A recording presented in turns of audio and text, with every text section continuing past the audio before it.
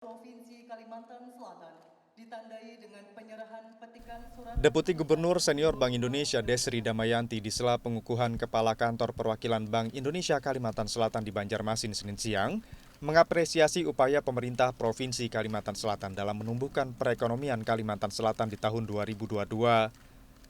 Terbukti dengan pertumbuhan ekonomi Kalimantan Selatan secara keseluruhan tahun 2022 yang mencapai 5,11% year on year. Dan untuk keseluruhan tahun 2022, ekonomi Kalimantan Selatan tumbuh 5,11% year on year. Di satu sisi, pertumbuhan ekonomi Kalimantan Selatan yang kuat tadi tentu saja perlu kita syukuri.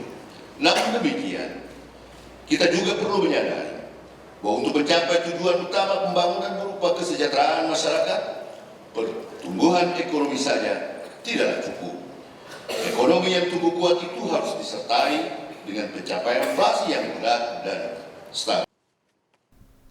Meski searah dengan pertumbuhan ekonomi nasional, namun yang masih menjadi catatan ialah 30% perekonomian Kalimantan Selatan yang masih ditunjang sektor pertambangan, sehingga dinilai perlu mencari sumber perekonomian lain. Bapak Gubernur Provinsi Kalimantan Selatan, bahwa pertumbuhan ekonomi Provinsi Kalimantan Selatan itu mencapai di atas 5%. Dan itu align dengan pertumbuhan nasional. Dan memang kalau kita lihat 30% dari pertumbuhan di Kalimantan Selatan ini didukung oleh pertambangan. Nah, ini tentunya ke depan akan menjadi tantangan untuk Provinsi Kalimantan Selatan bagaimana kita menumbuhkan sumber-sumber pertumbuhan yang baru.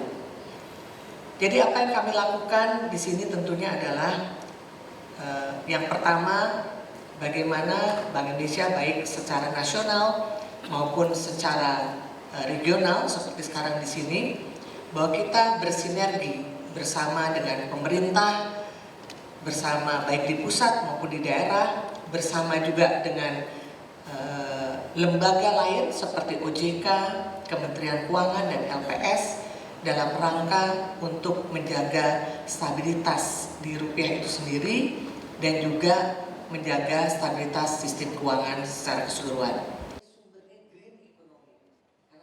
Lebih jauh, Bank Indonesia menyoroti potensi pariwisata Kalimantan Selatan yang besar dan pelestarian kebudayaan daerah untuk dipersiapkan transisi ekonomi hijau sebagai sumber pertumbuhan ekonomi Kalimantan Selatan yang menjanjikan.